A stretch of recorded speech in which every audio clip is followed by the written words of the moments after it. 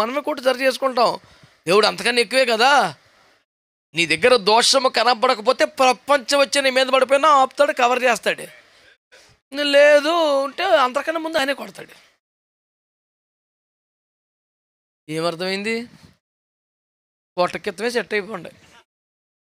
అది అవ్వదు. ఆమె నల్లుళ్ళు కాదు. ఏడావని ఉంటే వాయించి అవతల పడేస్తాడు. తమాష కాదు.